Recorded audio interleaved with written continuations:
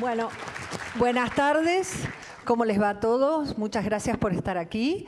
Va a ser un placer para mí moderar un panel con dos amigos, porque realmente son dos amigos, pero fundamentalmente son dos profesionales que cada uno en su especialidad, ambos economistas sin duda, pero uno se pasó a la política y por ahora no está manchado, es una persona intachable.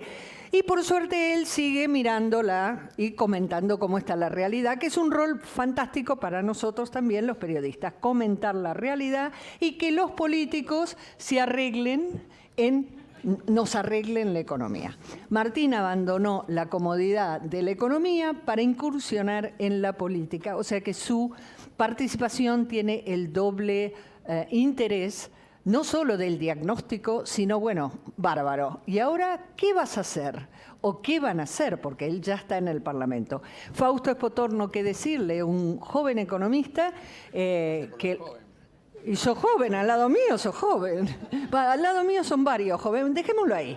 Bueno, joven economista, pero que está al lado de un gran economista por edad, que es Orlando Ferreres, y que tiene el mejor libro, perdóname que pase el chivo, de recopilación de los datos económicos de la República Argentina. Lo recomiendo calurosamente, es una herramienta, yo la uso muchísimo, como herramienta de trabajo y de análisis. Pero yo voy a hablar poquito, porque lo que importa es escucharlos a ellos. Sorteamos la moneda, ¿quién empieza? ¿Espotorno? No, Tetas. Ah, vos. Yo voy a soltar. Bueno. Vamos a ver, ¿comieron bien? ¿Tomaron hepatalgina y eso? Porque vamos a hablar de economía argentina, ¿no? No sé si... Hepatalgina auspicia... Ahí tomaron hepatalgina. Bueno, si no, acá la señora tiene, dice si necesita alguna. Bueno, a ver, la verdad es que la situación económica no es difícil, es dificilísima. Dificilísima, muy difícil. Después, ¿cómo se va a solucionar eso? Se lo dejo a Martín, que Martín nos va a dar la solución. Todo. Pero lo que sí queda claro es, hasta acá llegamos, terminó el primer trimestre, terminó el mes de abril, ya está terminando el mes de mayo, y esta fue el mejor momento de la economía. ¿Sabes? Puro optimismo lo mío. Por eso le recomendé la hepatalgina de antemano, para que se anticiparan. ¿Por qué digo que es el mejor momento de la economía? Es cierto que el primer trimestre la economía anduvo mejor de lo que esperábamos, ¿no? La actividad económica en el primer trimestre terminó creciendo 1,5%, incluso dio un poquito por arriba de 0 cuando mirábamos el cuarto trimestre del año pasado, o sea, contra el último trimestre del año pasado mejoró. El INDEC revisó los datos hacia atrás de la actividad económica y resultó que todo estuvo un poquito mejor. En realidad esa revisión después vamos a ver que es un tema estadístico más que otra cosa, pero lo que sí es cierto que el primer trimestre fue mejor de lo esperado, muy empujado por sectores como la industria automotriz, la industria, el turismo, naturalmente, la construcción y la energía. Ahora, cuando uno empieza a mirar esos cuatro sectores, dice, ¿qué tan bien le va a los argentinos que se van de viaje, compran autos? No, los argentinos se quieren sacar encima los pesos, ¿no? Y ese es el primer problema. Entonces, si me lo tengo que gastar en un auto, me lo gasto en un auto. Si me lo tengo que gastar en un viaje, me lo gasto en un viaje, pero me los gasto. Recién justo con Martín me pregunta ¿por qué están dando bien la recaudación de IVA? Y bueno, en gran medida porque la gente dice, hasta si me lo tengo que gastar en pagar impuestos, pago impuestos también. Anticipo impuestos y le pido a la firma un descuento, pero los pesos no los quiero. O sea, hay que hacer algo. Mira, el peso tiene que ser una moneda muy débil para que la gente prefiera pagar impuestos antes de quedarse con los pesos. Bueno. Lo otro que ven, autos. ¿Por qué anduvo la automotriz? Bueno, porque la gente es como comprar dólares. Ahora, cuando uno mira la producción automotriz en Argentina está subiendo, pero las ventas totales de autos no. Y eso es porque no hay autos importados. Entonces la gente va y compra autos nacionales. Y uno está, no sé si dieron los que vienen mucho por el consejo por acá, empiezan a caminar por acá, el microcentro y macrocentro, y no les sorprende la cantidad de camionetas que están dando vueltas. O sea, estamos andando en Viamonte y Paraná con una Ranger, como si estuviéramos en el campo. Y eso básicamente porque vas a la concesionaria y dices, quiero un auto. No, auto no hay, tengo camionetas. ¿Qué es lo que fabricamos en Argentina? O nada. Bueno, dame una camioneta y así está. Bueno, la cuestión es que eso está haciendo que la actividad en la industria automotriz esté subiendo, pero está claro que no es sustentable que estemos viviendo en el microcentro con camionetas Ranger, porque eso nos parece un auto razonable para ir a buscar a los chicos al colegio. es porque no queda otra. Y lo mismo pasa con el turismo, lo mismo pasa con la hotelería, lo mismo pasa con los consumos que estamos viendo en la economía argentina. Y todo ese rebote de la actividad, toda esa mejora en la actividad económica que vimos en este primer trimestre está basado en ese falso consumo, que en realidad es, me quiero sacar encima los pesos, no quiero ahorrar nada, me los gasto de lo que puedo, ¿no? Ese fue el primer trimestre. Viene la segunda fase, que es el segundo trimestre. El segundo trimestre ya la cosa, ya medimos abril empezó a caer con respecto a marzo, porque empezó a jugar mucho el campo. La cosecha agrícola cayó más de 40%, se estima.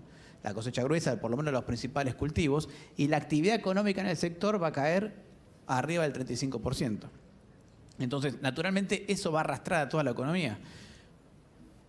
Como ojo buen cubero, calculen que el agro, más los sectores industriales vinculados, más los sectores de transporte vinculados, en total suman un 10% de la actividad económica argentina. O sea que si yo, hagan el cálculo rápido, somos todos contadores acá, economistas, o sea que esto es fácil. Si algo cae 35% y es el 10% de la actividad económica, nos va a costar 3,5 puntos del PBI. El tema del agro. Todavía no se nota del todo acá en Capital, pero en el interior se está notando. Ya empezamos a ver que algunas industrias empiezan a aflojar. Y eso es solamente el impacto directo. Ahora, el problema es que el agro tiene otro segundo impacto, que es el único proveedor de dólares. Y los dólares necesitamos para importar, para manejar insumos, etcétera. Todavía hasta esta semana duró el dólar soja 3, creo. Sí, terminó ayer. Ayer, bueno, todavía ayer fue, incluso liquidaron bien. Más de 1.000 millones. Más de 1.030 y pico. Exactamente, fue un buen resultado para estos días, pero esos son todos los dólares. ¿Quedan algunos dólares? ¿Queda algún chacarero que se olvidó y que no pudo, que llegó tarde y va a liquidar? Sí, ¿hasta cuándo? Hasta agosto.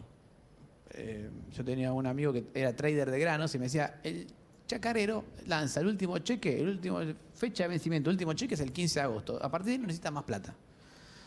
Entonces, el 15 de agosto, justo cuando vienen las PASO, que es el 13, ¿no, Martín? O sea, ahí se acabó el tema electoral y se acabaron los dólares todo al mismo tiempo. O sea que el segundo paso, el segundo momento de la economía es de agosto, posterior a agosto. Y ahí depende qué pasa con las elecciones, si hay un candidato ya definido o que tenga capacidad de ser presidente, si no hay presidente, y encima no va a haber más dólares. Ahí sí que vamos a estar en sequía total de dólares. Te interrumpo. El 21, que conoceremos los candidatos, ¿marcará un hito de alguna manera o como un mojón en la economía o no? Vamos directo a agosto. Yo creo que no tanto, porque los candidatos más importantes, los que hoy el mercado, vamos a decir, no es que sean los más importantes, sino que hoy el mercado descuenta que tienen chances, ellas se saben.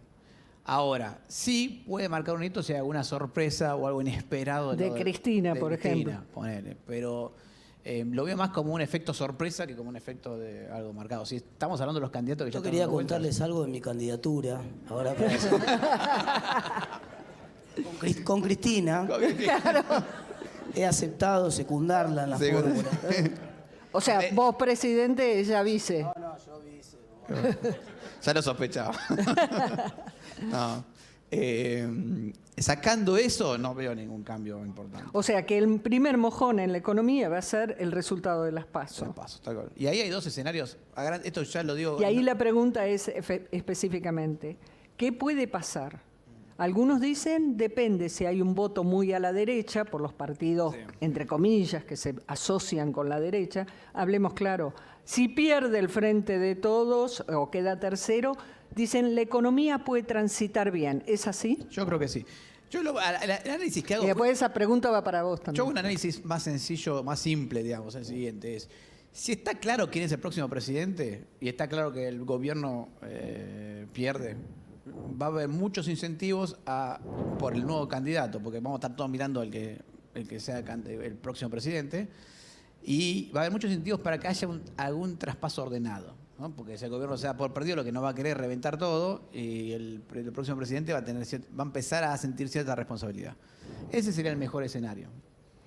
El peor escenario es el escenario donde no quede claro, el famoso 3/3, que no queda claro nada, porque ahí la oposición pasaría a decir, no sé, la deuda es impagable, el dólar tiene que subir más, todo con tal de que llegar a las elecciones de la peor forma, para que el gobierno llegue a las elecciones de la peor forma, ¿no? Y eso obviamente no va a traer ninguna certidumbre, no va y el gobierno, por otro lado, puede salir a emitir dinero, a plan platita, cualquier cosa, si ve que tiene alguna chance. Entonces, me parece que el peor escenario es donde se haga todos 3/3, donde todos piensen que puede ganar y entonces se van a tirar con misiles a todos lados y ahí ya es otro escenario. Si no te parece mal, ¿le podemos trasladar esa pregunta? Porque Totalmente. creo que tiene mucho que ver con la economía. Perdón, hice una... No, está bien. Va a ser mucho Pero, más válida que la mía esa respuesta. A mí me parece que hay dos incertidumbres grandes, ¿no? Una de naturaleza económica y otra de naturaleza política. La incertidumbre de naturaleza económica es que nosotros estamos coqueteando con una hiperinflación, jugando al filo de la navaja de una hiperinflación. Los números, ahora Fausto va a contar cuáles son los números que tienen ellos para mayo de inflación, pero las consultoras que estoy viendo, entre 8,5 y 9. Eso cuando ustedes lo anualizan da 180% anualizado, si todos los meses tuviéramos lo mismo. Y eso yo siempre digo, la inflación es la velocidad a la cual van los precios, ¿no? Entonces, imagínense un auto que va a 180, y eso es lo que pasa hoy en la economía argentina, es un auto que va a 180, ¿no? Y entonces uno se hace la pregunta punta a punta de cómo llega a la elección o de cómo llega al cambio de gobierno, y en el medio está la pregunta, ¿no? O sea, vos saliste a 180 y te llama de tu familia de Mar del Plata, che, ¿a qué hora llegás? Bueno, si todo sale bien, dentro de 15 minutos, porque voy a 180, así que voy a llegar rápido. Pero voy a 180, nadie tiene la menor idea si voy a llegar, el riesgo de tener un accidente cuando vas a 180 es grande. Entonces, a mí me parece que hay mucha incertidumbre respecto de si no se produce un desenlace. De hecho, tiene mucho que ver también con la cuestión de dólares. Miren, en octubre del 2020 hubo una corrida, una salida de depósito de los bancos, mucha gente no se acuerda. Estaba el ministro de Economía Guzmán y se fueron 120.000 millones de dólares en una semana, de pesos, en una semana de los bancos, y obviamente se fueron al dólar. Y el dólar se fue a 195 de ese entonces, ¿no? Nosotros tenemos ilusión monetaria en Argentina, entonces la gente, sobre todo los medios de comunicación, dicen ahora récord dólar a 500, ¿no? Eso no es ningún récord, eso es una nominalidad. El dólar de ese de 195 de Guzmán del 2020, plata de hoy, son 750 mangos. Quiero decir, ya hubo una corrida en Argentina hace poquito que puso el dólar en 750, pero había dólares todavía en ese momento. Había, sí. Había espalda y no había tantos pesos como hay ahora. Ahora tenemos, justo lo estaba comentando también Fausto, una economía inundada de pesos y no hay dólares. Y ustedes van a ver la desesperación de Massa, que todo, esencialmente lo único que está haciendo Massa es tratando de rascar dólares de la olla que sea. Entonces uno normalmente cuando veía una situación de inflación alta como la que está teniendo Argentina, que un economista que se llama Gabriel Burín la denominó superinflación, me parece que es apropiado el término. Cuando uno ve esta superinflación, uno lo que normalmente veía a lo largo de la historia era el gobierno tratando de anunciar algún plan. Después le puede ir bien, mal, pero uno siempre veía al gobierno anunciando un paquete de medidas, algo, para contener o para que parezca que estaban haciendo algo. Ahora, silencio de radio. Se anuncia el dato de inflación y el gobierno viaja a China, viaja a Estados Unidos, viaja donde puede rascar algún dólar, porque yo creo que el temor grande, lo único que le importa a Massa es evitar la hiperinflación. Y lo entiendo, digamos, me parece que es desesperante la situación, que por supuesto está agravada por la sequía, pero que ya en diciembre del año pasado tampoco tenían dólares, no es que encima la sequía obviamente perjudicó más la situación. Entonces, lo que está colapsando es el esquema del cepo. Entonces, cuando uno empieza a pensar hacia dónde tenemos que ir nosotros, eso clarifica bastante las cosas. Es decir, no hay modo de que Argentina se recupere si sigue con cepo. La situación va a ser cada vez peor, nunca va a haber dólares, etc. Entonces ya empiezo a contarla de adelante. Pero después está la incertidumbre política, que es la otra parte de la pregunta que me trasladaba Liliana. Y ahí hay tres incertidumbres. La incertidumbre del frente de todos, ¿no? Finalmente, ¿quién va a ser el candidato? Ese candidato va a ser Guado, va a ser Scioli, va a haber paso, no va a haber paso. Es interesante el tema de si va a haber paso o no va a haber paso, porque si hay paso en frente de todos y paso en Cambiemos o en Juntos por el Cambio, entonces el candidato más votado de las paso en cualquier escenario va a ser Milei sin duda. Además, capaz que igual es el candidato más votado, pero acá seguro en este escenario. Entonces, ya hay un primer cimbronazo ahí con ese dato. Entonces, está la incertidumbre al frente de todos, que nadie sabe qué va a pasar. Nadie sabe si el gobernador va a desdoblar o no la elección de la provincia de Buenos Aires, que es la más importante de todas, además. Está la incertidumbre del fenómeno Milei. Crece, se pincha, llegó un techo, ¿a quién le come? Está todo el mundo mirando las encuestas a ver si a nosotros, está claro que nos comió, hasta acá nos comió un montón a nosotros, ahora todo parece indicar que les empezó a comer a ellos. Sobre todo el crecimiento en el conurbano, el otro día con algunos encuestadores contaban este fenómeno de que está creciendo en el conurbano, donde nosotros nunca nos fue bien, así que claramente le está comiendo. Y en parte la decisión del Kicillof de tratar de desdoblar la provincia tiene que ver con ese miedo que tiene de que le coman todavía más votos. Entonces ahí hay otra segunda incertidumbre. La tercera incertidumbre es la propia nuestra. Nosotros, yo lo dije el otro día y en un espacio y algunos se enojó, pero nosotros tenemos un problema de identidad por la propia interna de Juntos por el Cambio, que genera mucha incertidumbre también para los mercados. Fíjense que nosotros somos Juntos por el Cambio, pero la gente no nos percibe juntos, a pesar de que las reglas de Juntos por el Cambio son claras y no hay ninguna duda de eso. Siempre fueron así, está la PASO y la PASO todo el mundo sabe que después de la PASO estamos todos juntos, como siempre pasó, y el que gana va a ser el candidato y el que pierde va a acompañar, digamos. Así que no, eso está claro. Pero la gente no está preocupada por eso. Entonces en la calle veníamos caminando para acá y lo primero que me decía cada vez que me cruza alguien, me dice, por favor vayan juntos, no se peleen. Bueno, la gente está como angustiada, siente que es la última esperanza que le queda y que si nosotros encima nos estamos peleando, digamos. Entonces la gente no nos percibe juntos y tampoco, como no terminamos de saldar la discusión de la PASO, no está clara nuestra propuesta hacia adelante. Entonces tampoco nos percibe como un cambio. Y eso es un problema de identidad nuestro, que yo espero que se resuelva después de la PASO, ¿no? Entonces, hay esa incertidumbre, finalmente, ¿quién va a ser el candidato de Juntos por el Cambio? Finalmente, ¿quién va a ser el candidato del Frente para la Victoria? Y finalmente, ¿cuánto mide el fenómeno Milei? Esas tres incertidumbres se develan en agosto, en la PASO. Es decir, la PASO para mí sí es un hito en ese sentido, y para terminar de contestar tu pregunta. Porque sacan incertidumbre. Después, yo siempre digo, sobre todo para el funcionamiento de la economía, muchas veces incluso es bueno un dato malo, pero saberlo, ¿no? Quita incertidumbre. La incertidumbre hace difícil decidir. Uno está esperando y dice, ¿qué va a pasar? Bueno, el 14 de agosto o el 13 de agosto a la noche vamos a saber quién es el candidato que ganó la PASO del Frente de Todos, quién es el candidato que ganó la PASO de Juntos por el Cambio y por lo tanto el candidato de nuestro espacio, y cuántas costillas tiene Milei. Digamos, eso lo vamos a ver como la ciencia cierta. ¿Qué pasa con la provincia de Buenos Aires? También lo vamos a ver a ciencia cierta. Si tenemos chance o no tenemos chance de ganar la provincia de Buenos Aires. Y entonces yo les traslado a los dos la pregunta. ¿Cómo llega la economía a agosto, al 14 de agosto? Bueno, yo adelanto una presunción. Yo creo que llega en una estanflación clara. Después, si la inflación de los meses esos es 9, 10, 8, creo que no va a cambiar mucho, va a llegar en una situación de estanflación clara. Al mismo tiempo, el gobierno está haciendo un esfuerzo, estoy mirando varios números últimamente, por el plan platita del gobierno, es tratar de meter todas las paritarias, la ronda de paritarias ahora antes de las PASO. Entonces va a tratar de llegar con el salario real lo más arriba que pueda. Lo que pasa es que la nominal de la economía ya está en tasas de arriba de 150 anuales. Entonces la nominalidad de la economía va a llegar volando, va a llegar en 150 de inflación, y la estanflación, la caída en la actividad económica también va a ser brutal. Vos mencionabas datos de durables, Fausto. Efectivamente, durables como el resguardo de valor, entonces la gente pone los pesos ahí. Pero cuando vos mirás consumo masivo, por ejemplo, en supermercados, estoy hablando de la comida, de lo básico en el supermercado, se cae a pedazos. Entonces se está cayendo la comida, no es que se está cayendo, qué sé yo, el viaje al Caribe.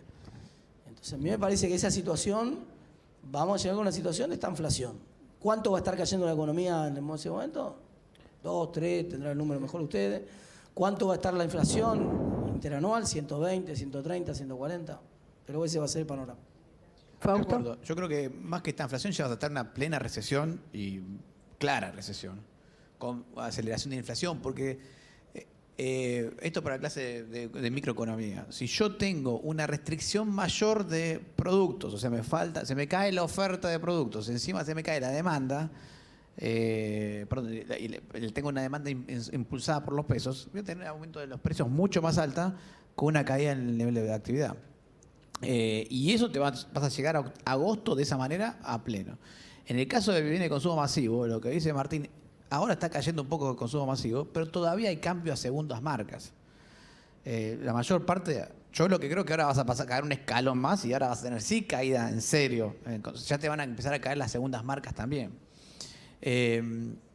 Y ese proceso, todo ese proceso lo vas a ir viendo hasta agosto. Y yo creo que después de agosto, si las cosas salen muy complicadas, si esto que dice Martín que es cierto, si no se libera la incertidumbre, o si la incertidumbre crece por otro lado. O sea, el peor escenario sería 3/3, sin duda. 3/3. Ese sería el peor. Te agrego algo más en términos de precio, ¿no? Que está empezando a pasar una cosa que es buena para nosotros, que nos va a tocar agarrar el 10 de diciembre, pero mala para la transición y mala para la economía, que es que como no hay más dólares, directamente no hay dólares en la economía, entonces todos los precios que estaban fijados de alguna manera al dólar oficial están corriéndose al dólar paralelo. Entonces a veces uno mira lo que corre el dólar y dice, no, pero si el dólar en realidad, el oficial aumentó 8% o 7%. ¿Por qué algunos precios de productos, de alimentos o de algunos productos van al 10 o al 11 o al 12? Esencialmente porque eran precios fijados, tenían la competencia alternativa de un producto importado que podía entrar y que le fijaba un parámetro de competencia a dólar oficial. Y ahora no puede entrar más a dólar oficial. De hecho, no puede entrar directamente un producto de afuera, o si entra directamente a precio de dólar paralelo. Entonces, el cambio en el precio, en el promedio ponderado de los precios que están pasando de ser un promedio ponderado alto al precio de dólar oficial al dólar paralelo está empujando la inflación incluso más. Claro. De hecho, te voy a dar un dato más. Hicimos el cálculo usando ese ejercicio de cuánto es el tipo de cambio implícito hoy en la canasta de consumo. Lo que agarramos los bienes transables, que son los productos que se pueden exportar e importar, la canasta de precios de bienes transables en 2019, cuando había un solo tipo de cambio, y la arrastramos hasta hoy, a ver y ese tipo de cambio nos está dando hoy 320, una cosa por 320. Ya están puestos los precios a un dólar de 320. 320, en promedio. Pero ojo, que ahí tenés muchos productos que sí en el dólar oficial. ¿Cuáles son? Los productos exportables que no les queda otra. Carne, leche, maíz y trigo. Y eso está en el oficial, todo lo demás está en otro tipo de cambio que puede estar entre el libre, algunos más alto que el libre, ejemplo, indumentaria, porque cuando yo cierro las importaciones, ahí es casa en zoológico, pueden ponerme el tipo de cambio que quieran, digamos, ¿no? Ya no están limitados por el libre, ¿no? Y eso lo estamos viendo en la economía hoy. Hoy el tipo de cambio promedio está arriba de 300 pesos que se está utilizando, ¿no? Con heterogeneidad, no todos son iguales, ya te digo, las carnes, leche, trigo y maíz, que fíjate, es lo único que el gobierno está cuidando dentro del tipo de cambio, porque ya le dio tipo de cambio a todos, menos a esos 4 productos, que son los 4 productos que los argentinos consumimos y exportamos. ¿Y el tipo de cambio cómo se va a mantener hasta agosto? Digan la Como posta, pueda. así salimos todos a comprar, ¿eh? Primero, Total no nos escuchan primero, igual. acá Primero, son todos ¿cuál? graduados. Primero que son todos graduados en ciencias económicas, calculo que están todos con dólares, ¿no? Feliz día de graduado, además, dicho sepa. Sí, tal cual, feliz día. Y- O sea, pero yo lo que creo que el tipo de cambio, acá hay un punto importante para el que opera cambio. Hoy el mercado está mirando 3 cosas. Está mirando el tipo de cambio libre, o el MEP, Sí. están mirando la tasa y están mirando el tipo de cambio oficial. Si yo veo, ponele que se dé en agosto el mejor escenario donde queda claro que en ese nuevo gobierno se da lo opuesto al 2019. Bueno, ahí donde no quiero estar invertido es en el tipo de cambio libre. Voy a querer estar Porque va a invertido. ser caro, decís. Sí, porque ese se va a inclinar. Hoy, si vos mirás el tipo de cambio de largo plazo de Argentina, es un tipo de cambio que está en 330 pesos, una cosa por el estilo. Obviamente, cuando el cepo está por abajo, el oficial está por abajo y el libre está por arriba, pero es lo que te va a pasar siempre que pongas cepo. Cuando pones cepo, lo que quiere decir es, vos que administrar el tipo de cambio, estás partiendo el tipo de cambio en dos. Un mercado que va a tener 0 oferta genuina, y ese se va más alto, y uno que tiene oferta genuina que se va más bajo. Entonces, en ese sentido, si vos en algún momento asumís una salida de cepo, etcétera, tenés que asumir que eso se van a ir unificando en un tipo de cambio, ponele el de largo plazo, que es 330 pesos. Entonces ahí, a precio de hoy, decís, che, el libre está muy alto y el oficial está muy barato. Entonces, ¿yo en qué invertiría? Invertiría en tipo de cambio dólar link, lo que soy de activos dólar link, activos por ahí de tasa, porque también sé que van a tener que subir la tasa de interés, etcétera. Y no al tipo de cambio libre. Ahora, otra vez, si vas al escenario malo, ahí vuelvo al tipo de cambio libre, porque ese no es un tipo de cambio que yo estoy comprando porque quiera ganar plata. Estoy comprando por seguridad. Por protección, sí. Es el arquero de mis finanzas, digamos. No va a meter goles, pero me los va a atajar. ¿Tá? Entonces, yo creo que en la medida en que se va definiendo el panorama electoral, ahí sí puede ser que empiece a jugar el junio, el 21 de junio. Vamos a ir viendo qué es lo que se mueve. Por eso yo creo que hay un límite al tipo de cambio libre en algún punto. Ahora, depende de qué pasa ahí, ¿no? Y como sé que dentro de un ratito te tenés que ir, y probablemente lo más importante es preguntarte, ¿cómo imaginás el manejo de la economía? Vamos a imaginar escenarios, porque no nos queda otra. Escenario que Juntos por el Cambio parece ser que va a gobernar. ¿Sí? ¿Cómo imaginás que va a comportarse la oposición? ¿Y qué cosas van a ser fundamentales que pasen por el Congreso? Por ejemplo, un tema de modificación tributaria, por ejemplo, el tema previsional que te indexa la economía. Sí, hay mucho consenso en Juntos por el Cambio, les diría casi absoluto entre los economistas de Juntos por el Cambio en el para qué, ¿no? El famoso libro de Macri. ¿Qué hay que hacer? ¿No? ¿Qué tenemos que hacer? Y tenemos que hacer 4 grandes reformas económicas y una reforma en educación para que Argentina despegue. Y las 4 reformas económicas ya las saben. Son las que todo el mundo sabe que hay que hacer en Argentina. Incluso en los otros partidos políticos también saben que son estas las 4 reformas que hay que hacer. Si, número 1, Argentina necesita una carta orgánica nueva al Banco Central. Esa es la primera ley que tiene que ir el 10 de diciembre al Congreso. Que le dé absoluta independencia. Yo digo, si la campaña de Trump era hacer un muro contra México, nosotros tenemos que hacer el muro de los políticos contra el Banco Central. El muro, fíjense, yo no dije prendamos fuego el Banco Central, dije el muro. ¿Qué quiere decir el muro? El muro quiere decir que un presidente de la nación nunca más pueda nombrar ni remover a ningún funcionario del Banco Central, punto número 1. Que el Poder Ejecutivo no pueda nunca más meter la mano en la reserva del Banco Central, punto número 2.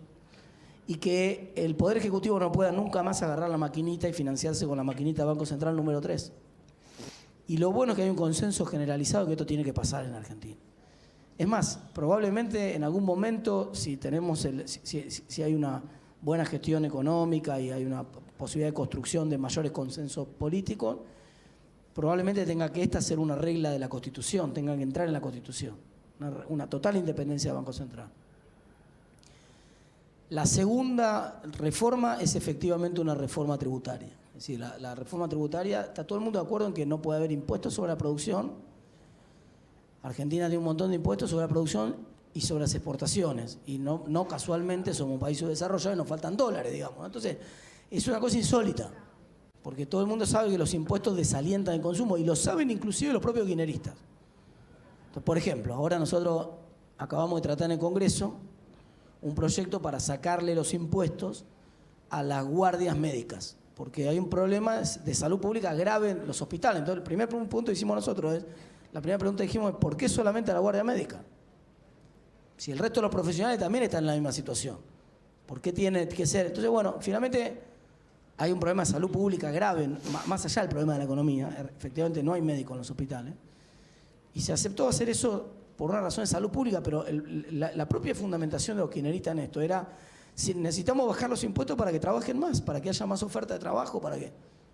Digamos, entonces yo me reía, los aplaudía, les decía, escúchame, esto es lo que estamos diciendo nosotros. Han comprendido por fin que los impuestos desalientan la actividad. Entonces tenemos que sacarle los impuestos a la producción y sacarle los impuestos a las exportaciones. Y además en la reforma tributaria hay otra cosa que es muy importante, que tiene que ver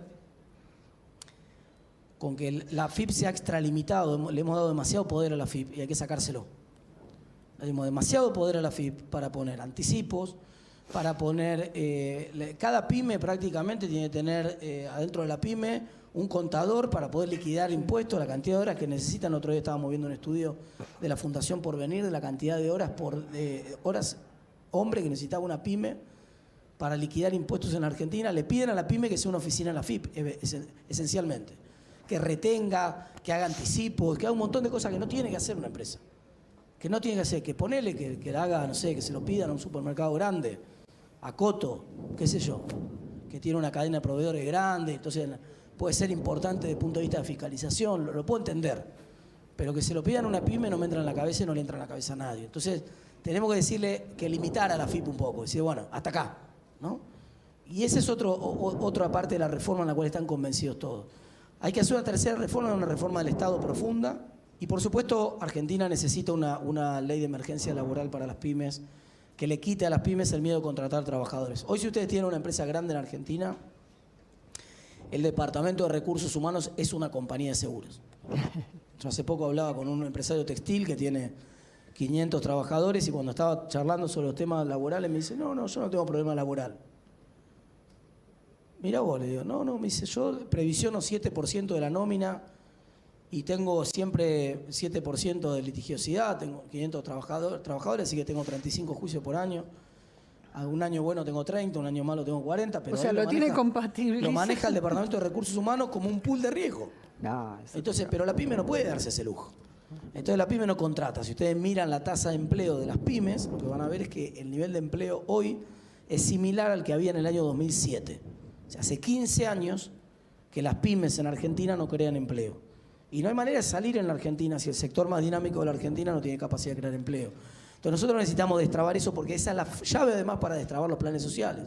Si queremos en algún momento resolver el problema de los planes sociales, acá no es un problema de guapo que viene y dice corto los planes sociales porque todo el mundo sabe que el día 10 de diciembre no se puede cortar los planes sociales de un saque porque la economía no está creando empleo. La economía tiene que crear empleo y el plan social tiene que pasar a ser un plan de emergencia con duración limitada. Pero eso puede hacerse si nosotros ponemos la economía con estabilidad monetaria, creando empleo. Y la secuencia que le fui contando es la secuencia en la cual tenemos que hacer las cosas además, que es el cómo. O sea, en el para qué hay un consenso, incluso en los economistas de la oposición, en que estas son las reformas que hay que hacer en Argentina. Donde hay diferencias que se van a pulir en el estilo de cada uno y que lo va a definir también la PASO, es en el cómo. En el timing de cuáles son las reformas que hay que hacer primero. Yo estoy convencido que la primera es la reforma monetaria, porque con estabilidad la Argentina va a empezar a volar. Va a volar el crédito, va a volar la actividad, vamos a tener más recaudación para poder acelerar las reformas impositivas. Las leyes impositivas argentinas atrasan, ustedes lo saben mejor que nadie, atrasan, le voy a decir exactamente cuánto, atrasan 22 años. Porque desde que entramos en el régimen de inflación y salimos de la convertibilidad, la mayoría de las normas tributarias de la Argentina tienen un montón de conceptos atados empezando por la deducción de intereses de créditos hipotecarios que quedó en los 20.000 pesos, famosos eso del 2001 y no se volvió a actualizar nunca más. Ahora las escalas de ganancias se actualizan una vez por año, no alcanza obviamente. La ley penal tributaria, por ejemplo, nosotros presentamos un proyecto el año pasado porque tiene niveles ridículos de facturación en los cuales se empieza a operar la ley penal tributaria que no tiene ningún sentido porque no se actualiza por inflación. Es decir, un montón de cosas en materia tributaria han quedado realmente muy tediosas y nosotros tenemos que cambiarlas, eso casi con urgencia. Ahora, yo te hago, uno escucha los 4 enunciados y creo que, como vos decís, difícilmente no estar de acuerdo, y es cierto, muchos kirchneristas también, en los aspectos enunciativos están de acuerdo. Pero voy a ser de abogado del diablo, porque lo he visto. Vamos a la reforma del Estado. Imagínate donde vos le decís a las empresas públicas, pongo nombres, aerolíneas, la televisión pública, por decir algunas que son deficitarias. Trenes, que es la más grande. ¿Cómo? Trenes. Trenes. Y hay una que se llama Playas de Trenes, que tiene un montón de gente. No sé qué hacen las playas de trenes. Bueno, vos le decís a todos esos, miren señores, de ahora en más, ustedes presupuesto no pueden tener déficit porque el Tesoro Nacional no les da un... O sea, ¿cómo lo implementás? Y te puse ese ejemplo, por decirte uno nomás. ¿Y cómo haces si la oposición, que hoy puede estar de acuerdo, hemos visto que no siempre están de acuerdo? Está bien. Hay un solo caso de esos que mencionaste que sí va a tener déficit igual que ese caso de trenes, porque ustedes saben que en materia de transporte, después hay que discutir cuánto, pero en materia de transporte es una práctica internacional habitual subsidiar el transporte masivo de pasajeros, porque siempre es mejor que vayan 100 personas arriba de un tren y no en 100 autos, ¿no? Entonces, exacto, obviamente, ganamos todo con que el tren funcione bien. Pero bueno, vayamos, por ejemplo, a televisión pública. Claro, en el resto de las empresas del Estado, nosotros propusimos, algunos de nosotros, y por suerte ahora también tengo entendido que Milei se sumó a la idea esa también, que en los casos que son conflictivos con los gremios internos, que sea directamente los propios trabajadores los que manejen la empresa. Con regla de mercado, por supuesto, ¿no? Con regla de mercado. Pero que sean los propios trabajadores los que tomen las decisiones adentro de la empresa. Casi les digo, como el chiste ese de la gente del Senasa, probablemente lo conocen. Le van a hacer la inspección al criadero de chancho y el tipo le dice, revisan todo, qué sé yo, está todo bien, transpiraba el dueño de la empresa. Y se sientan ahí a discutir y en 2 minutos a ver qué estaban haciendo y dice, bueno, ¿qué le dan de comer a los chanchos? Entonces el tipo dice, le voy a decir, me van a querer clausurar estos tipos, así que no, le damos, desayuno americano, tienen buffet libre al mediodía, a la tarde, después de los masajes que le hacemos a los chanchos a las 6 de la tarde, una merienda, y a la noche comen frugal porque se quieren ir a dormir. Usted está loco, le dice, con el hambre que hay en el mundo, ¿cómo le va a dar de comer eso a los chanchos? Multa y clausura durante 15 días, le clausuran el criadero, el tipo desesperado. Bueno, a los 2 meses viene de vuelta la inspección. Revisan todo, qué sé yo, el tipo transpiraba, acomodan todas las cosas. Se sientan ahí a tomar el café, a charlar y dice, bueno, ¿y qué le da de comer a los chanchos? Dice, no, le damos la basura que sobra, que no puede comer nadie, que la gente no puede comer. Imagínense, con el hambre que hay en el mundo no le vamos a dar comida que pueda comer la gente. Así. Pero ustedes están locos, son unos irresponsables. Esta carne después la va a tener que comer la gente. ¿Cómo le van a dar basura de comer a los chanchos? ¡Pum! 2 meses de clausura, multa, qué sé yo, el tipo. A los 3 meses vuelve la inspección del Senasa. El tipo ya no sabía qué hacer, estaba desesperado. Entonces dice, te recorren toda la planta, brillaba, le habían sacado lustre a la planta, brillaba, no era una cosa... Se patinaban los chanchos en el piso de los brillantes que estaban. Y dice, ¿y qué le dan de comer a los chanchos? Y dice, no sé, yo le doy la plata y que se compren lo que quieran. Y acá es así, es decir, finalmente si uno encara por la experiencia que tenemos de intentar hacer transformaciones en las empresas con resistencia de gremio dentro de la empresa, no, que no se puede porque el gremio siempre te objeta. Miren muchachos, está bien, manéjenla ustedes. Tomen la decisión de tarifa ustedes, tomen la decisión de salario ustedes. La única novedad es que el esquema de subsidio ahora va a ser el 100%, a mitad de año va a ser 50% y en un año no hay más subsidio, tienen que arreglarse sin subsidio. Vamos. ¿Y con qué apoyo político hacemos eso? Por eso dije el timing es la clave, por eso el cómo es la clave.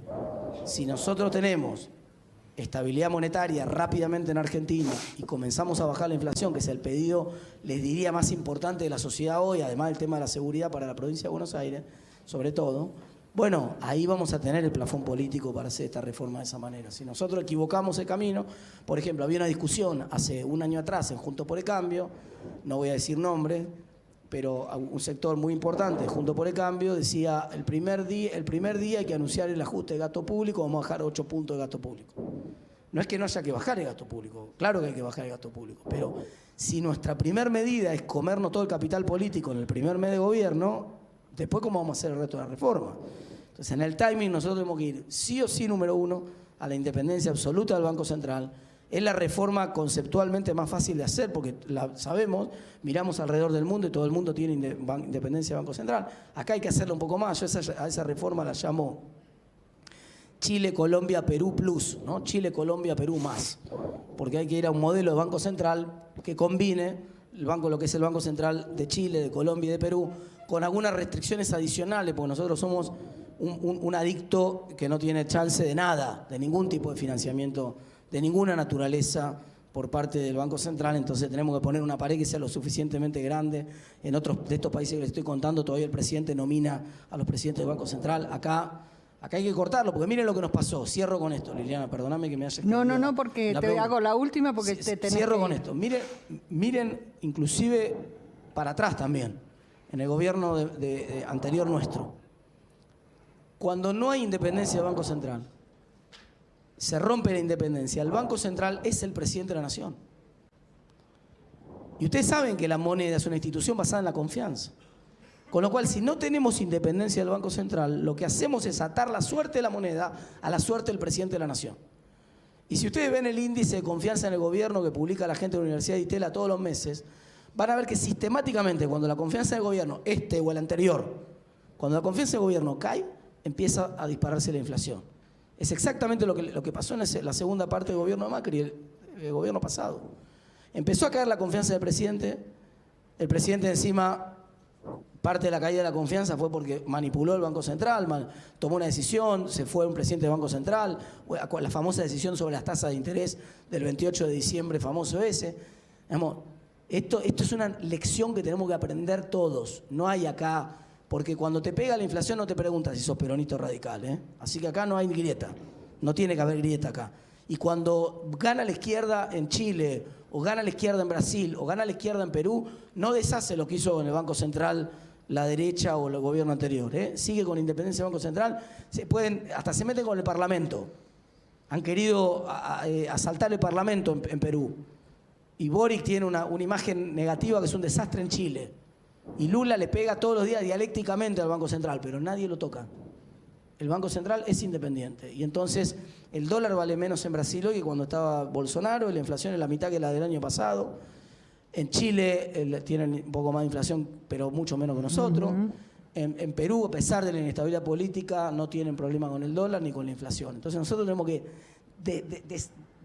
desconectar, desenganchar al presidente de la Nación, sea quien sea el próximo presidente de la Nación, sobre todo si somos nosotros, pero aunque no seamos nosotros, se lo tenemos que desenganchar al poder Ejecutivo del Banco Central. Hay un dato para que se entienda eso que me parece fantástico. El dinero es un servicio que brinda el Estado a la población para que podamos hacer transacciones. Entonces tiene que ser pensado como un servicio público que no lo puede estar tocando, porque cuando lo toqueteo, lo rompo y deja de funcionar como dinero. Y es una institución que tiene que funcionar así. Entonces, en el extremo lo que está diciendo es, che, yo quiero tener un banco central que provea el servicio de brindar dinero a la sociedad y que no se pueda tocar, que no sea por ninguna otra razón que por temas monetarios, que por temas de brindar ese servicio, ¿no? Como se tiene que ir, Martín, la última pregunta que te hago. Me gustaría creer que va a haber cooperación. ¿Vos creés realmente que los partidos políticos han llegado a la maduración como para entender que no se gobierna una vez con un gobierno de un partido y otra vez con el otro, que es necesaria una cooperación? Vos estás en el Parlamento, o sea que tenés un ejercicio de ello. ¿Crees que la crisis que estamos viviendo ha hecho que la política también lo entienda? Creo que sí, pero creo que además hay un factor del cual nadie habla, hablan de otro aspecto de ese factor, pero no hablan del aspecto importante ahora, que es el factor Milei para esto, ¿no? Es muy importante. No por lo que todos creen que es importante, porque ya lo hemos dicho muchas veces nosotros, críticas, algunos me ha llovido insultos de todos los colores por decir esto, pero realmente no tiene volumen parlamentario para hacer ninguna reforma, Javier. Pero ciertamente va a tener 30, 40 diputados. Por ahí anda la discusión en los simuladores que hacemos nosotros en función de los números que tienen hoy en las encuestas. Y ese es un número que va a ser muy importante, porque Juntos por el Cambio, y la gran diferencia con el 2015 es que nosotros vamos a tener por primera vez mayoría en el Senado, desde la democracia para acá, y vamos a tener la primera minoría holgada en la Cámara de Diputados, porque la mayor parte de los diputados que va a crecer Milei se los va a sacar al peronismo, porque estamos renovando la elección del 2019, que fue una elección muy buena para el peronismo y no tan buena para nosotros. Entonces, en el esquema de equilibrio parlamentario nuevo, el actor relevante, novedoso, va a ser el bloque de Milei, que va a ser el tercer bloque, pero va a ser muy importante para el quórum, lo cual es importante porque nosotros no necesitamos, ese es el nivel de apoyo que necesitamos de Milei. No necesitamos que esté de acuerdo con toda la reforma que queremos nosotros, nos alcanza con que no la bloquee, con que esté de acuerdo en el quórum, aunque voten en contra de la reforma. Necesitamos el quórum. Y después lo más importante de todo, que es de lo que nadie está hablando, que es fundamental acá, es que la presencia de esos diputados de Milei garantiza la irreversibilidad de la reforma que hagamos nosotros. Que fue un factor que no estaba claro en el 2015. Si en el 2015, a pesar de los cambios que iba haciendo Macri, siempre estaba el mercado esperando la elección de medio término a ver si la sociedad convalidaba o no convalidaba el ajuste y otras cosas que se habían hecho, si había reversibilidad de las políticas. Hoy nosotros no tenemos que esperar eso. Porque sabemos que no estamos seguros si Milei va a acompañar la reforma de la Carta Orgánica que vamos a proponer nosotros, dándole independencia absoluta al Banco Central, porque probablemente él quiera prender los fuegos directamente. Entonces nuestra reforma en los cánones de él se quede corta, probablemente. Pero tampoco la va a bloquear, porque es siempre preferible tener un Banco Central independiente Que no al tenerlo, desastre que es claro. ahora. Entonces, con el quórum seguro vamos a contar para esa reforma. Pero lo más importante de todo es que nunca jamás, aunque nosotros perdamos la elección de medio término, nunca jamás esos diputados de Milei se van a dar vuelta en contra para revertir la reforma del Banco Central y volver a un Banco Central del estilo kirchnerista. Nunca va a pasar eso. Y lo mismo va a pasar en la reforma que nosotros consigamos hacer una reforma que achique el Estado o lo haga más eficiente, y en la reforma en la cual nosotros simplifiquemos impuestos y podamos bajarlo. Si nunca va a haber una reversión al kirchnerismo.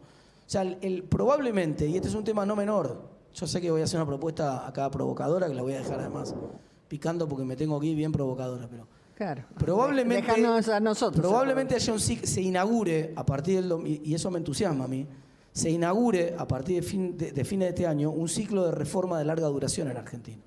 Por esto que les estoy contando.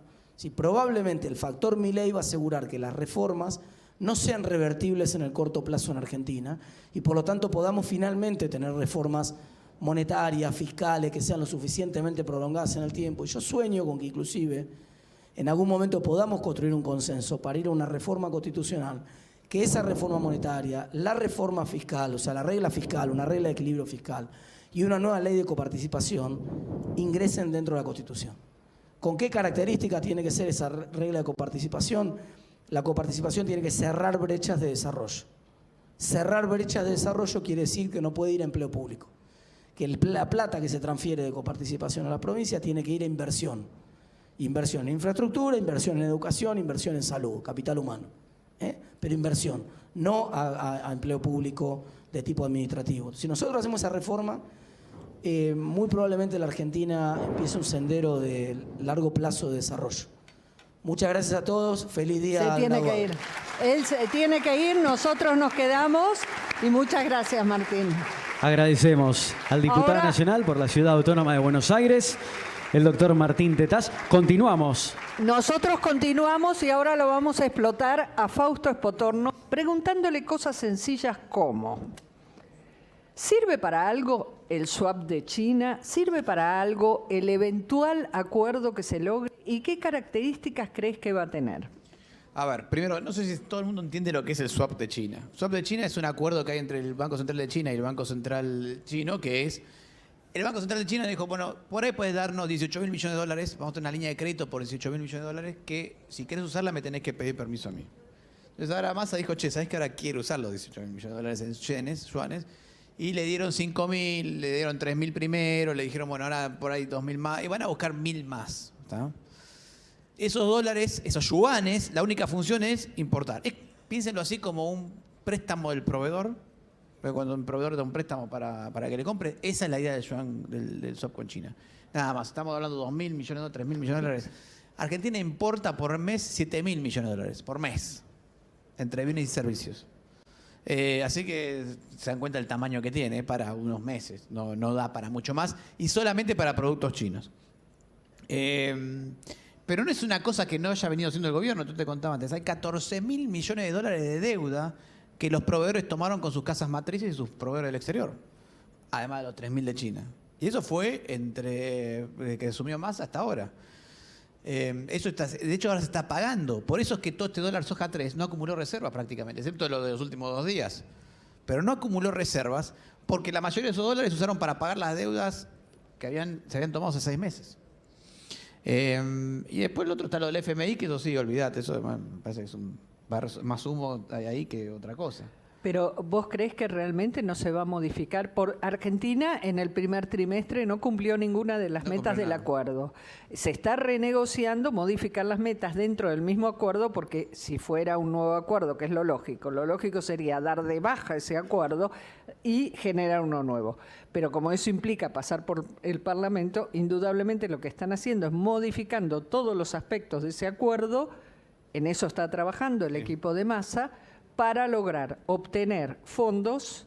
La duda es si el fondo le va a autorizar el adelanto de unos cerca de 10.000 millones, de los cuales una parte de ellos puedan ser utilizadas como reservas líquidas para intervenir en el mercado. Creo que la probabilidad de eso, tomando digamos, el promedio de los últimos acuerdos, de toda la historia con el FMI y lo que se viene es cero. Si es cero, entonces la pregunta es, A lo sumo, porque, a ver, voy a explicar. pará, y entonces, ¿los dólares? No hay. ¿Y entonces vamos a una devaluación? No, tampoco. ¿Vamos a un golpe de mercado? No, tampoco. Vamos a una recesión.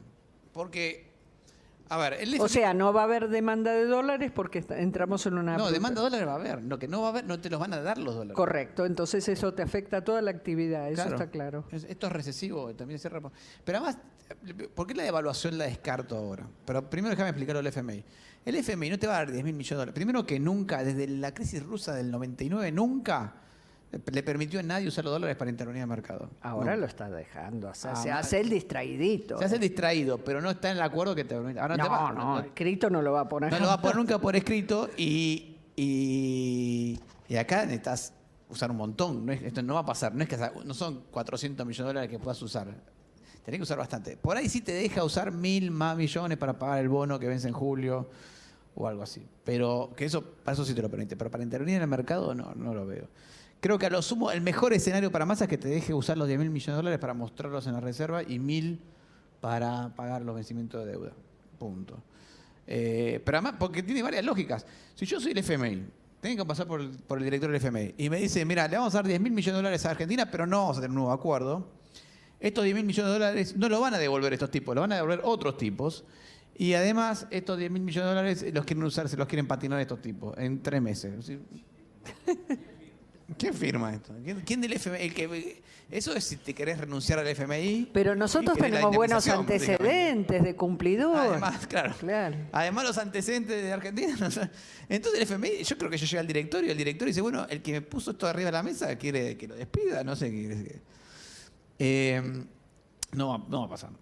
Sí puede pasar, Pero pasar. fíjate que el mercado está apostando a eso, a un acuerdo con el fondo, más que lo de China incluso. Yo creo que tampoco mucho. Yo creo ¿No? que el mercado está apostando. Sí puede pasar algo así si es que queda no sé, alguno junto por el cambio queda candidato a presidente, gana claramente en agosto, esa persona tiene el objetivo, ya empieza a ser responsable de la economía, lo van a mirar todo a ver qué hace, qué dice, qué no dice.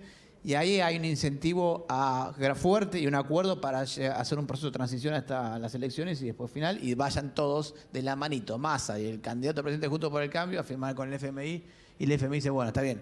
Ahora firma el tipo que me tiene que devolver la plata, porque yo también pido prestada plata si la tenés que devolver vos, Liliana. ¿Sabés cuánto pido al banco?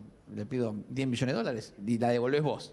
Ah, qué vivo. Obvio. Yo no. Así cualquiera pide plata. El problema es que el banco no me lo va a dar si lo tenés que devolver vos. Ahora, se habla mucho, y los medios instalamos eso, que Massa, de alguna manera, es un garante de esta fragilidad económica. Sí, es. Y que si Massa eventualmente no llega a ser electo candidato, existe el riesgo de que deje la economía y eso profundizaría una crisis económica. ¿Cuál es tu análisis? Sí, es posible.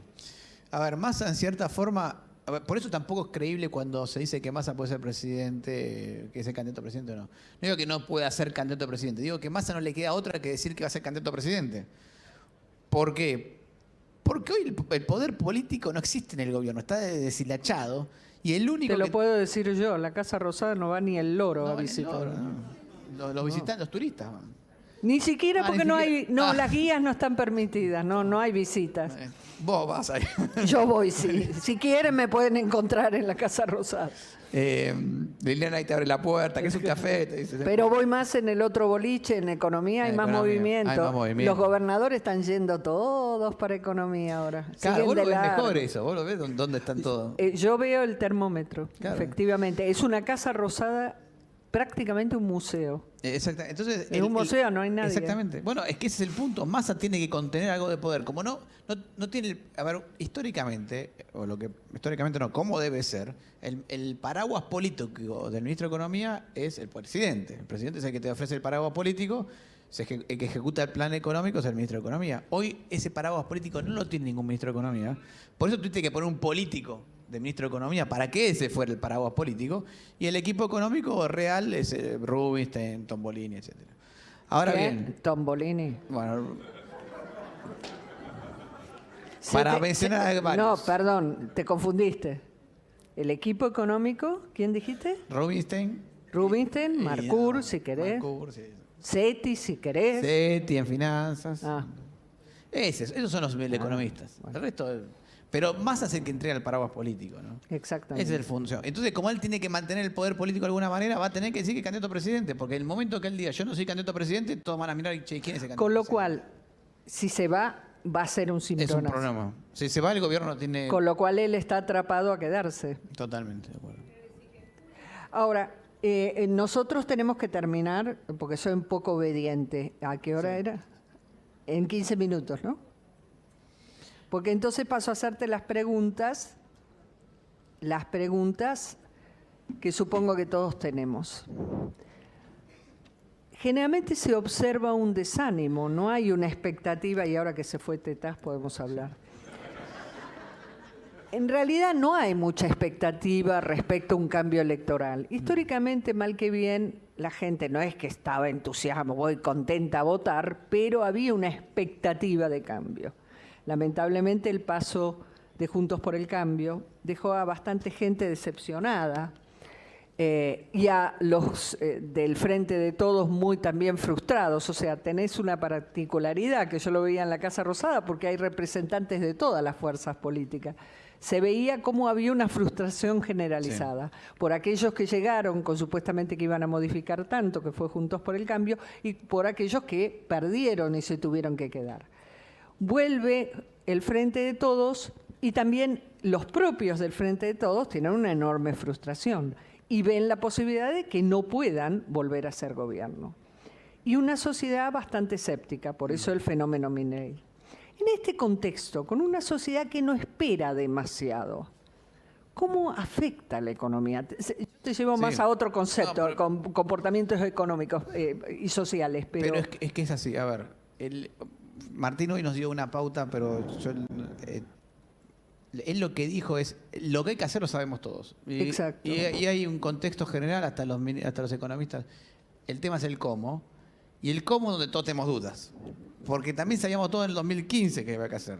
Y el cómo no funcionó. bueno, un buen ejemplo es el tema planes sociales. Planes sociales. Hay una cierta conciencia de que no podés tener eternamente casi 3 millones y pico entre un plan y otro, qué Tal sé cual. yo, viviendo de, si querés, caridad estatal, pero es viviendo de caridad. Y sin embargo, Juntos por el Cambio no supo implementar una política. No supo implementar la política. Yo creo que le faltó audacia a Juntos por el Cambio. Y esto es lo que, si vos me decís cuál es el temor que genera Juntos por el Cambio, en mayor medida es la audacia. Si tiene la audacia suficiente para hacer las reformas que tiene que hacer rápido y efectivamente. Yo creo que eso es lo que se le está pidiendo ya a Juntos por el Cambio que falta, digamos. Che, ¿qué vas a hacer? ¿Cómo? Y bueno, y apostame algo. Por eso Milei sale con dolarización. No sé si es la mejor idea. Yo después, si quiero, lo discutimos después. Pero es un cómo. Y eso es lo que está faltando cuando vas a Ahora, discutir la oposición. con un También, ánimo- ojo, puede ser que sea algo que se tenga que resolver después de las PASO. Cuando venga ya el candidato y ya empieza a presentar, se le va a exigir Pero mucho ¿cómo más a Juntos por el afecta a una Cambio eso. sociedad bastante descreída, en general, en la economía? Bueno, en general lo que te empieza a pasar ahí es que los procesos obviamente, de credibilidad son mucho más veloces, de pérdida de credibilidad son mucho más veloces, y eso se refleja en algunas cosas. Por ejemplo, la demanda de dinero. Si lo que decía Martín es cierto, si el dinero representa el valor del gobierno, entonces cuando ves que el gobierno está mal, deja de demandar dinero, por ejemplo. Obviamente vas más rápido al dólar. Compras el dólar libre, por más que si esto no es buen negocio. Sé que comprar dólares y guardarlo en la caja de seguridad no es buen negocio, pero no va a ser malo. No pierdo plata, no tomas riesgos, no invertís, no contratás gente, etcétera, ¿no? Entonces, tus plazos de efectividad de la economía son muy cortos. O sea, por otro lado, si vos tenés un gobierno que enamora, por decirlo, que empieza a presentar planes, que te dice, mira, este es el proyecto, este es el plan, vamos a ir para allá. Bueno, vos podés apostar algo a que eso suceda. Vas a empezar a apostar algo a que eso suceda. Ahora, si eso no te queda claro, no apostás a eso y por lo tanto el próximo gobierno tiene menos tiempo para hacer todo. Y eso no puede provocar que la gente, generalmente se dice el presidente tiene un cheque, De 100 días. una cosa así. ¿Vos creés que esos 100 días cada vez se prolongan más? ¿La sociedad es más cautelosa? Yo creo que al revés. O sea, si no lográs generar credibilidad, se te va a empezar. Ya, el problema del próximo presidente es que si en las PASO se empieza a definir ya quién es el próximo presidente, la credibilidad la vas a empezar, empieza a contar desde el momento de las PASO. Claro. Y eso es gravísimo, Es grave. porque desde el momento de las PASO la sociedad va a pensar ganó Pepito, y Pepito no puede hacer nada hasta el 10 de diciembre. Hasta el 10 de diciembre. Y lo van a estar mirando con lupa en todo lo que esté planteando. Así que va a tener que tener un proceso de agosto a diciembre muy serio de cómo presentar las cosas. Y el 1 de diciembre tiene que ejecutar, el 10 de diciembre, con mucha certeza, digamos, ¿no? Ya me falta, tenemos que ir redondeando, entonces te voy a hacer 2 preguntas.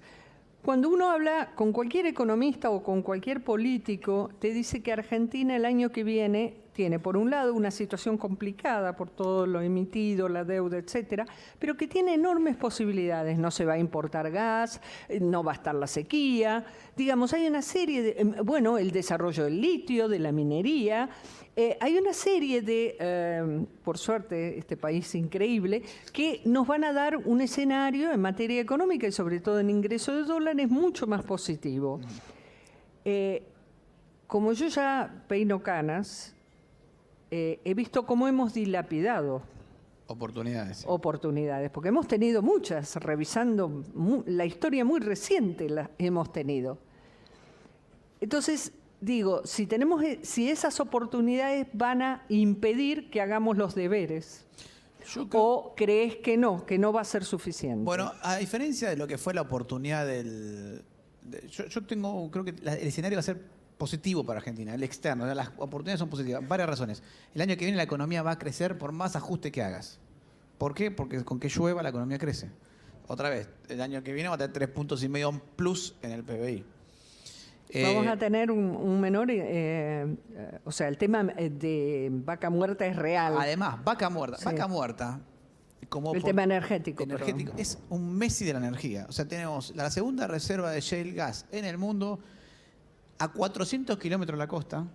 Entre ese lugar, entre la vaca muerta y la costa de Bahía Blanca, no hay nada. Es plano, no hay ni montaña, ni río, nada. Lo puedes poner, no es tan así, pero podés soldar un caño al lado del otro, arriba de la tierra y llegás. Vaca muerta tiene gas, principalmente es gas, pero tiene 12.000 millones de barriles de petróleo también enterrados. Lo que se descubrió enfrente de las costas de Mar del Plata son 18.000 millones de barriles de petróleo. O sea que es más grande en petróleo que Vaca Muerta. Y está para Mar del Plata. Proyectos de gasoducto, acá estuvimos peleándonos por un proyecto de gasoducto. Hay, así contando, nada más, hice yo un conteo entre 3 o 4 empresas, hay 4 proyectos de gasoductos más y poliductos para hacer en Bahía Blanca todo un centro de distribución de gas y derivados. Podés tener una especie de Henry Hub es donde se juntan todos los gasoductos en Estados Unidos, en Bahía Blanca. Podés poner un barco para exportar gas, podés poner, obviamente, plantas adicionales para urea, granulada y otros productos petroquímicos, todo a lo largo de la costa de la provincia de Buenos Aires. Eso solamente de la provincia de Buenos Aires estoy hablando. Litio, ¿saben cuánto creció la producción de exportación de litio en el último año? ¿En el porcentaje? 133%. ¿Y cuánto creció toda la actividad minera en el último año? O sea, estamos hablando de un año malo, cepo, todo. 3%. Y con todo malo. Tenés toda la sectores de software que está en negro, que lo podés blanquear. Si solamente eliminando el cepo lo blanqueas y podría empezar a producir. O sea que como oportunidades tenés, y yo creo que de los años, de las oportunidades que ha tenido la economía argentina, esta ha sido una de las mejores oportunidades que vas a tener en los próximos años. Si además se coinciden con 2 cosas más, que por ahí Estados Unidos empieza a bajar la tasa de interés, y eso es importante. ¿Por qué? Porque cuando Estados Unidos empieza a bajar la tasa de interés, los inversores dicen, che, ¿qué es para invertir en el mundo? A ver, ¿quién tiene algo nuevo para invertir? Y acá vamos a estar nosotros diciendo, si hacemos las cosas bien, mostrando todas estas oportunidades, ¿no? Con lo cual, creo que Argentina tiene grandes oportunidades. El problema hoy es macroeconómico. Me parece que hay un problema microeconómico también muy importante. ¿Microeconómico en qué sentido? En sentido de tributario, que estábamos hablando antes de hablando Martín. Yo creo que hace rato, ya se lo dije a varios, necesitamos una ley de defensa del contribuyente. Si hay defensa del consumidor, el contribuyente también. Hay provincias que hacen cualquier cosa con los impuestos, ¿viste? No es solamente la FIP el problema que tiene mucho poder. Pregunten en Misiones, ¿qué pasa si venís con un camión y no pagaste anticipo de ingresos brutos? Entonces, necesitas una ley que limite hasta penalmente a los tipos que se le ocurre inventar cualquier cosa con un decreto y afecte la producción. Esos son problemas microeconómicos. Temas regulatorios. La otra vez estábamos viendo, che, ¿cuántos permisos necesito para abrir un comercio en Avellaneda? Les recomiendo entrar a la página web. Yo conté 50 renglones de permisos diferentes. 50. 50 y 2 veces tiene que pasar el inspector. 2 veces. Eso es nunca más abrir un negocio. Si tengo que presentar 50 papelitos, fotos, después que viene el tipo. Cuando en realidad, yo con un seguro debería ya aprobar. O sea, con que le obliga al tipo a tener un seguro contra incendio, ya está, no necesito más inspectores. O sea, incendio y depende. Total, el inspector del seguro es el que me viene a inspeccionar. Entonces, hay un montón de trabajos microeconómicos para hacer. ¿Y por qué existen estos 50 permisos? Son curritos de la municipalidad, claro, por todos lados. Son todos kiosquitos que mientras, claro, cuando la inflación es 5% mensual, 6% mensual, 7%, 8%, que te cobra un 3%, pasa... No, es que te conviene pagarlo para poder seguir funcionando. Sí, te pasa por abajo. Ahora, si vos empezás a tener éxito y empezás a bajar la inflación en serio, bueno, yo me acuerdo de unos clientes que eran unos colegios muy grandes privados que me contaban que en el 99 subieron 1% la cuota y tuvieron una protesta de padres que tuvieron que bajar de vuelta. 1%, o sea que cuando la inflación es 0, 1% es un montón. Entonces, no podés esperar que la economía funcione bien con todos estos kiosquitos de todo el mundo que abrió por todos lados.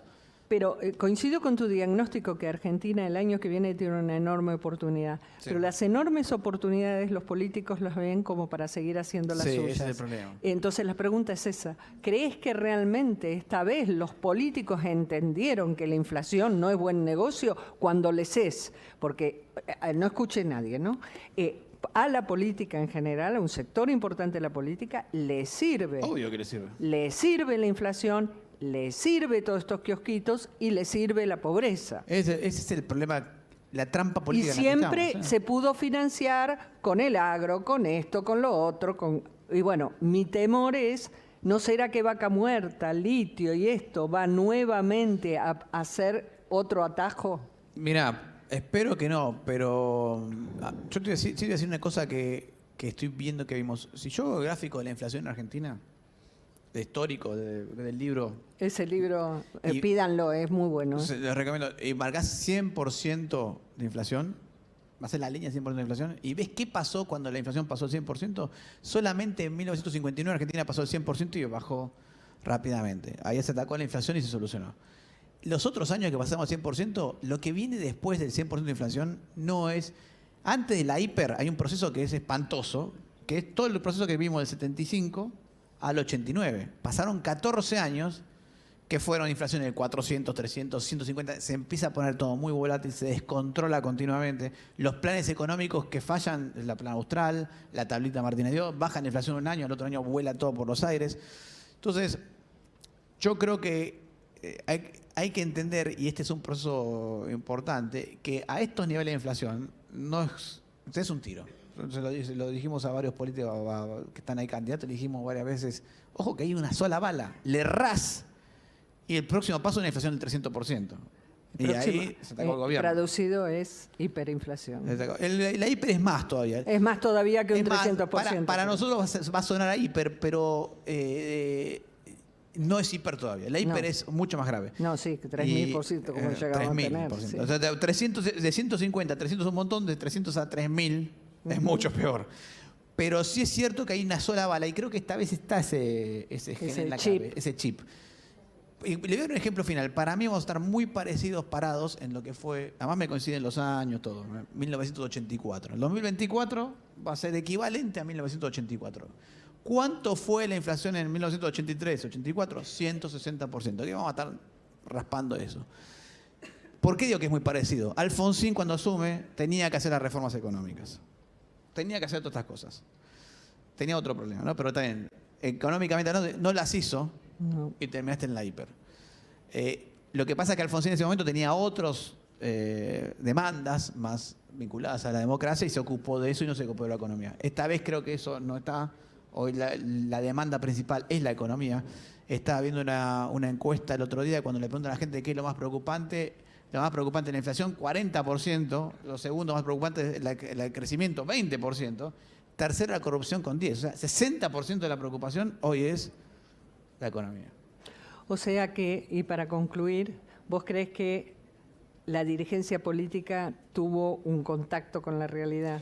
Creo que tuvo un contacto con la realidad. No sé si está todo el contacto que se necesita, pero tuvo un contacto con la realidad y creo que Juntos por el Cambio además tiene un problema adicional. No un problema, una pastilla adicional que tragar. Y es que todo el mundo le desconfía por el fracaso del 2015. Entonces ahora va a tener que demostrar sobreactuar, que quizás. Sobreactuar que lo puede hacer, ¿no? Pero creo que sí se tiene en claro que no hay muchos tiros.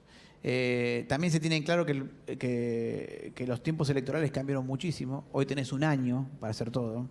Al final del año ya empezás con la campaña, las PASO, etcétera. Y es preferible. Eso es algo que Argentina aprendió, creo que está aprendiendo que Estados Unidos lo sabe hace mucho. Cuando vos tenés un periodo presidencial de 4 años, tenés que arriesgar la de media para ganar la del final. Macri hizo al revés. No quiso arriesgar la intermedia, la elección intermedia, y perdió la elección final. Y eso es algo que cuando uno habla con los americanos saben que el presidente tiene que arriesgar la elección intermedia para tratar de ganar la segunda de fin de término, ¿no? Y eso es algo que es importante. Sé que para Argentina. tenemos que terminar, pero no puedo dejar de preguntarte, ¿existe alguna chance que gane el oficialismo? Porque Alberto está convencido de eso, entonces yo quiero explicarle que no, que... Mira, yo creo que no. ¿Por qué? Y acá vamos a los datos. Hoy la confianza en el gobierno es la misma que había cuando Macri perdió las elecciones cuando Macri, pero está en el mismo momento que cuando se le disparó el tipo de cambio en la época de Macri, Claro, en 2018, sí. que era el peor momento. Después Macri ganó confianza, pero es el peor momento de confianza política del gobierno de la historia, junto con ese piso de Macri, y es el mismo piso en confianza en el presidente, no en el gobierno, en el presidente de la Rúa cuando se fue. 7% de imagen positiva. O sea que... Sería un milagro. Segundo punto que yo miro mucho, salario real. El salario real va a terminar este año en el mismo nivel que en el 2002, en el peor momento de la crisis del 2001-2002. O sea que con ese salario, no. Y cuando miro el empleo y veo qué empleo se creó en los últimos 6 años, fue todo monotributista o informal. De 1.400.000 puestos de trabajo, 1 millón fueron monotributistas e informales. Entonces, y esos, no hay paritaria que te arregle el problema. De hecho, es el salario que más está cayendo. Entonces, tenés caída del salario real, baja la confianza del gobierno, inflación, digamos, tenemos que estar muy mal para votar así. Exactamente. Bueno, muchísimas gracias, Fausto. Muchísimas gracias a todos por haber estado aquí. Espero que haya sido útil esta charla. Y gracias al Consejo Profesional.